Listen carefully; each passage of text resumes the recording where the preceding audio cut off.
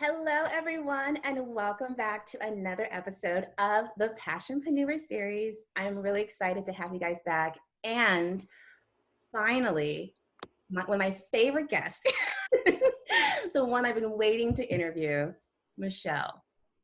I'm Oh my flattered. God. I I'm have been so waiting all flattered. week. Seriously, I've been waiting all week for this particular interview. Michelle, you're amazing. I love you to death. I've known you now for, my goodness, at least 4 years, something like Something that. like that, yeah. And you guys, just so you know, her company is called MKW, get that right, Creative.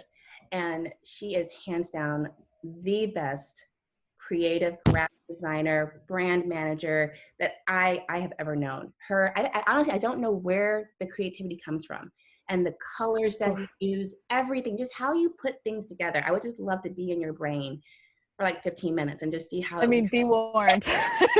It's a mess in there. I don't know if you want to do that. But yeah, thank you. That's very sweet of you. but it's an honor to have you on the show, and I'm just really excited. I mean, you do so much in your business, and for me, I really consider you an expert in brand design, graphic design, and now TikTok, which Yeah, is taking storm. I mean, it's been around for a bit, but now people are really starting to pay attention to it. And totally. you're definitely the person that I'm going to for information and updates and just tips and tricks on how to incorporate that into my business. So Of I would course. love for you to take it away. Um, Sure. Tell us a little bit about you, your background, and why should we listen to you? Well, thank you, number one, so much for having me. I love staying connected with you as well and kind of seeing what you're up to because you're always cooking up something cool. So, yeah, a little bit about myself. I started my business in college between my junior and senior year as like a 20-year-old. I come from a big family of entrepreneurs, so it like wasn't so much of a stretch. I was studying fine arts and art history, and I really loved creativity and like doing creative stuff. I guess I kind of always had an entrepreneurial spirit. Like I was always trying to sell bracelets and keychains and things like that to my friends, like as a kid. But graphic design for me was this great blend of business and art, and gave me a good creative problem solving outlet because I had a hard time kind of identifying as an artist. I didn't have like a tortured childhood. I didn't have this like artist like complex at all. And I wasn't making work about my personal life, even in school. I was just making work about things I thought were interesting, which I guess is somewhat related to your personal life. But I had a hard time identifying as an artist because I didn't feel like I was just overflowing with ideas. I didn't feel particularly motivated or like the person that was always sketching in their sketchbook. But then I kind of fell into graphic design, and this was the perfect storm, right? There was a prompt, there was a deadline, there was a fire under my butt, and all of a sudden the ideas start like kind of rolling in as soon as I see what somebody needs, and it's a puzzle to me. So Nice. that's the brand design bit. Now I help small business owners and first-time entrepreneurs with their entire visual identity. So starting from their mission, vision, goals, and ideal client, and then moving into their logo design, fonts, colors, patterns, supporting elements, etc., making sure that they are represented beautifully and consistently in a way that's not only attractive to their ideal client, but is helping them actually make money. Because that's a big passion of mine as well, is making sure that you could have the most beautiful logo in the world, but if you have no way of making sure people see it through your marketing, then it's kind of for naught, which is also how I kind of fall into the social media junkie category. I spent about 3 years traveling abroad and really leaned on social media during that time to grow my business and learn new things and stay in touch with people and grow my referral networks even when I wasn't in one place. I was kind of slow traveling around the world, 52 countries in 3 years. It's like not so bad. Goodness. Yeah, so that was pretty good. And now with TikTok, I've found this really interesting opportunity to kind of be first to market in a new social media space, which is awesome. It's been huge for my visibility for my business and has gotten me new clients. It's my number one traffic driver for new clients now. And it's information that I think people don't know yet. And I only know it from my personal experience. So I'm by no means an expert on TikTok, but I'm happy to share like how I got from day one to now, because it's really powerful tool. And I think it's where a lot of people are spending their time, especially if we're all stuck working at home, right? So yeah, that's kind of the whole bit about that. He's moving around. I have a little puppy on my lap, and he's getting a little squirmy, but I think he just wants to sleep on the floor. Good boy. Okay, we're good. Love it. This is so great. So, couple of at first questions come to mind. I love when you touched on the mission, vision, and goals of a business. Now, for this audience in particular, a lot of them are still pretty new to being entrepreneurs, having their own business. They may or may not have a concrete idea of their ideal customer, but how would you go about explaining how they can figure out that one piece of their business? Yeah, when you're starting out, it is a little bit more difficult. You're going to be bringing a product or a service to market that you haven't necessarily tested yet. And a lot of people want to jump into visuals right away. Like they start a company and they're like, oh, I need a logo tomorrow. But they haven't done any of the foundation work. So with my clients, I'm working really closely with them on making sure like we have their why nailed down, we have their who, their what, their all that stuff, because that's also going to inform the way that the design looks. It's not so much of I need a logo, it's you need a logo that's going to work on attracting the right kind of clients. So you can take a lot of notes based on who's in your industry. If you are a coach, for example, what kind of coach are you? Okay, you're this type of coach. What are 3 or 4 or 5 different coaches in that space already? And what are they doing with their visuals? What kind of clients do you want to talk to? What brands do they like? Where do they go for coffee? There's a great argument between like, are they a Starbucks coffee drinker or are they like a local coffee house coffee drinker? Very Because different. already they're both like good quality coffee. Same thing for like, if you want a hamburger, do you want an In-N-Out hamburger or do you want a steakhouse hamburger? Both good hamburgers, but they're telling us different things about who's consuming them, right? And what their lifestyle is and the kind of visuals that they take in. So my job as a designer is to look at all of those criteria and cherry pick like, okay, we're going to go with this kind of style for this reason and this color palette for that reason, and mesh all of these points of inspiration together to come up with a brand that's going to be effective. Otherwise, you're going to fall flat or miss the mark, and people are going to be super confused about what it is. A great example of this analogy, which seems to land with people, is if you tell me I'm going to open a yoga studio. I say, great, I can do branding for a yoga studio, no problem. And I'm going to use all these natural colors and free flowing lines and soft and feminine. But if you told me you're opening a yoga studio for retired NFL athletes, then that yoga studio is going to need to look a little bit different. We need to look more like ESPN, Sports Center, and a little bit more tough and about recovery and about, it needs to have a different energy than just yoga studio. That's like almond milk latte kind of vibe, right? So that's a good example of branding. And that's the difference between somebody who knows what they're doing with branding and somebody who's just like, oh, I just need a logo for a logo's sake. Interesting. I love that. I love that. Okay, so so say someone's not totally at that level yet where they can hire you for Sure. this. What are some things they can start to do on their own just to get ready? Yeah, so research is a really important part of the process. Like I said, kind of seeing what your competitors are doing will usually cue you into, okay, they're all using a script style font because it spells out their name. If you're going to have a company that spells out your name and you want to be really personal and work one-on-one, there is logic behind using more of a handwriting font versus using more of a block letter font, right? Because you're communicating the feeling of somebody handwriting you something, which is a much more personal experience than like a big tech giant, for example. So thinking about the visuals, taking a deep dive on color theory, and then also starting to collect images that reflect the kind of energy you want to bring to your brand. So there's a bunch of really great free stock photography websites, Unsplash, Pexels, Raw Pixel. Those are really good spots to start sourcing some royalty-free stock images and start throwing them into piles. You can throw them into piles based on these are cool tones, these are warm tones, these are happy photos, these are moody photos, and figure out what blend of stuff you're most drawn to and what you think your ideal client is going to be most drawn to. So if we want to use the yoga example again, somebody who's just opening a yoga studio, maybe in San Diego, wants those beautiful beachy drone shots, right? That feel like San Diego and it has a very calming presence. But someone who's opening the yoga studio for NFL athletes, maybe they want to pick pictures that are a little more impactful, like turf and stadiums and like glory days and like even go the whole vintage varsity route if you wanted. But it's going to be a different style. And collecting those photos will also help you push you towards a color palette. So that's kind of the first phase of my process. And again, that sets the foundation for where you go with the branding because we communicate in images and now even more in video. So thinking about how you can start to collect those assets before you get started with a brand designer is only going to help you. I love that.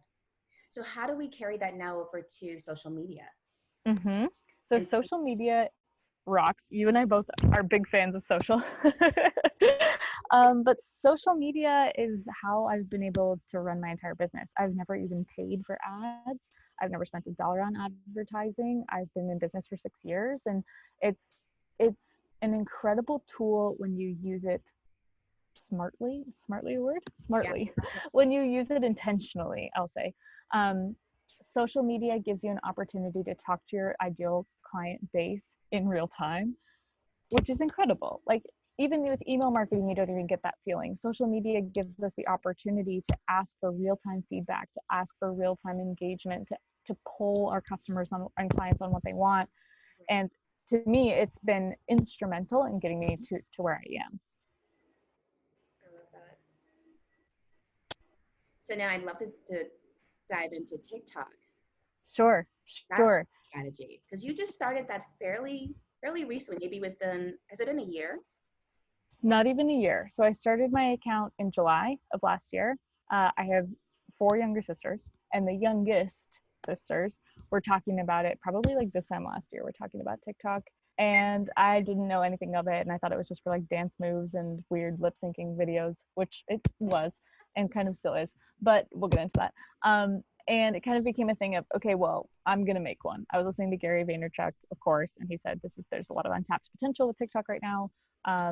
It's going to have the same lifespan that most social media apps do, where they start really young, they age up, all the brands come in, and then once the brands are there, then the advertisers come in as well, and then you get this whole like business monetization, right? So Facebook and Instagram, which is owned by Facebook, people are having a really hard time with the algorithm right now. They're feeling really overwhelmed. They're feeling really discouraged because as a small business owner, there's a lot of market saturation on both of those platforms. Even for me, I was feeling so overwhelmed and just bleh about Instagram because I felt like there were so many other people just like me doing exactly what I did, posting the same kind of content that I did with these long form captions and a million hashtags and sharing to stories and going live and engaging. Like, it was taking so much of my time. And when I looked at my analytics on my website, like, my leads were not coming from Instagram. They were coming from Facebook because I was in a bunch of Facebook groups, and I now have my own Facebook groups. So Wow. I was misappropriating my own marketing time, which, if you take anything away from this, it's make sure that you know where you're putting in your effort and you're getting the highest return based on your effort. It doesn't make any sense to keep dumping time into something that's not giving you a high return, in my opinion. That's just like good marketing, good business practice, right? You don't want to keep, what is it? The squeaky wheel gets the grease. You don't want to keep greasing the wheel that's already greased up. Like, you got to get the squeaky one and figure out what's going on, all that stuff. I don't know that that was the perfect analogy, but you get what I'm saying. I totally got you. With TikTok, it kind of was like a experiment for me. I just wanted to see, okay, what kind of stuff performs well on here? I'm going to try to figure it out. I'm going to try to teach myself some of the stuff. I don't dance, so I was not going to be doing dance moves whatsoever. But I started with like travel content. I started just uploading travel content because I had been traveling for so long and I had so many travel videos. I was like, oh, this is cool. This is cool videos, because these are the kind of videos that I like to watch. But that's not what my client likes to watch. My client wants to see branding and brand design and marketing and the things that I'm the expert in. So showing travel videos was not converting to leads. So I started my account in July, was uploading 3 to 5 times a week, trying to figure it out, watching a lot, observing a lot, trying to figure out, okay, how do all these parts and pieces come together? And then in February, I was like, I'm just going to upload some of my work. I just sent a logo off to a client. I'm going to say brand design in 60 seconds. Like, I wonder if I can recap a whole brand design process in a minute, because TikTok is only looping videos. They're 15 seconds or 60 seconds. So I was going to try to talk really fast, which luckily I can do, and see if I could recap the whole thing in 60 seconds. And I did. And all of a sudden, everyone's like engaging because it's brand design, and it's either questions of what programs do you use, how did you do this, or having an opinion about the logo. So it became a whole thing, right? So I said, okay, if this is what people are engaging with, I'm going to do more. And then I hit hard with very similar content. I've been a brand designer for 6 years.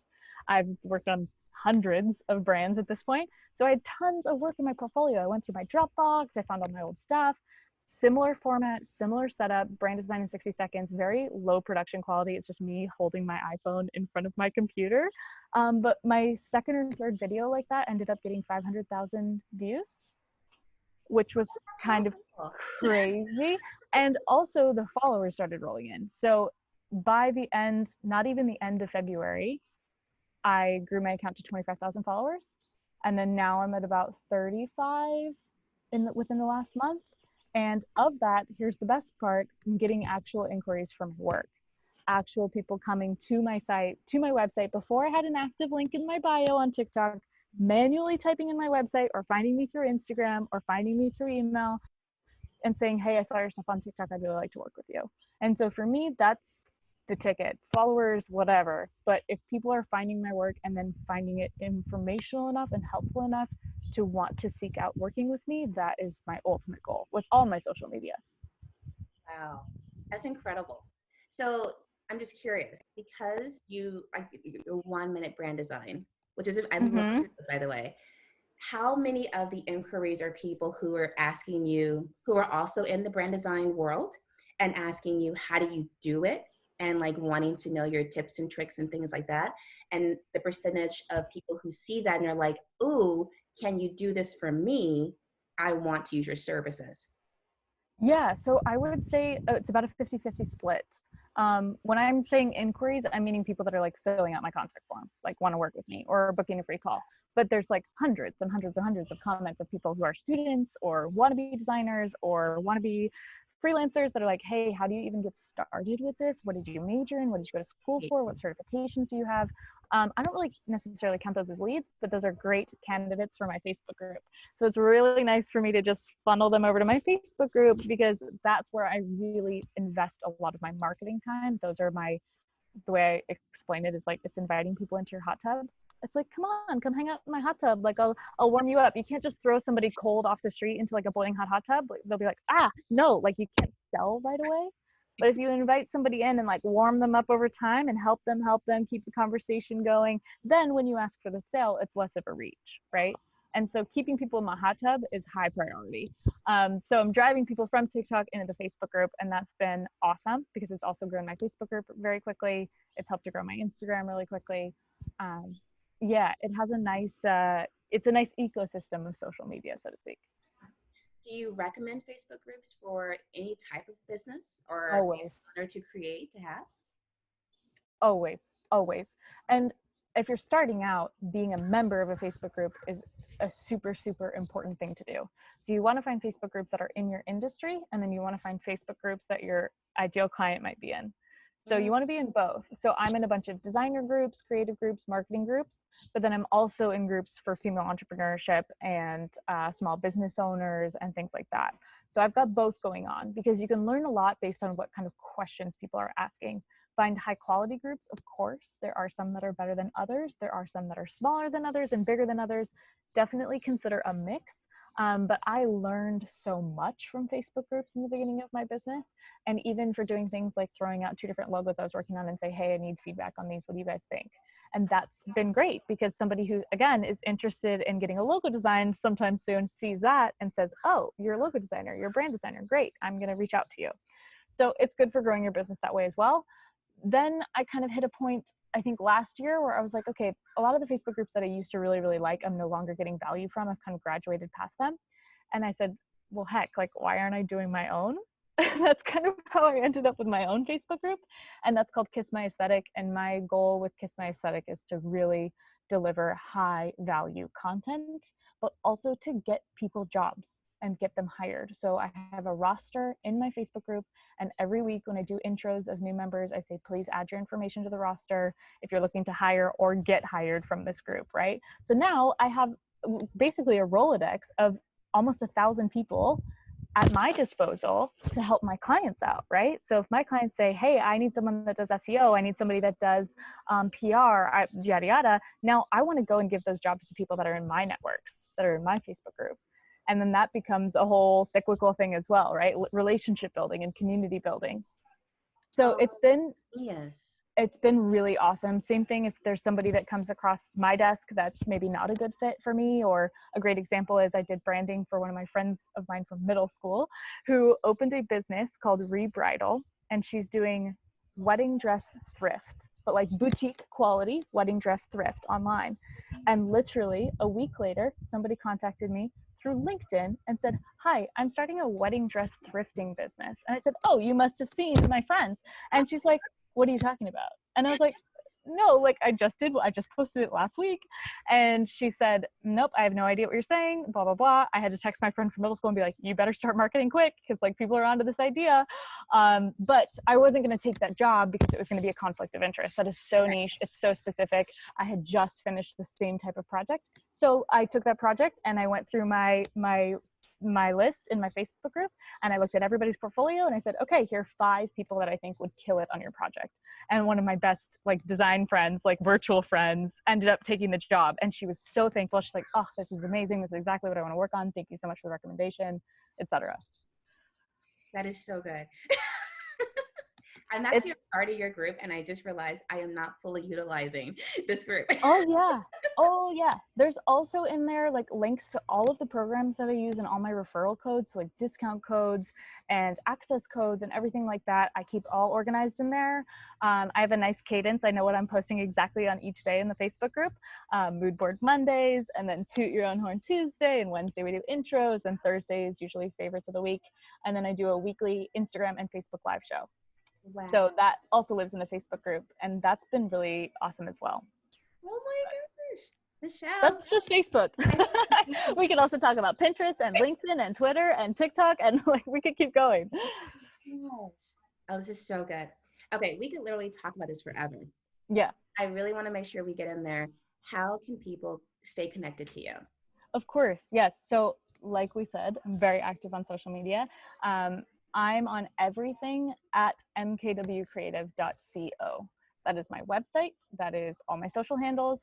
That's also where you'll find me pretty much on anything.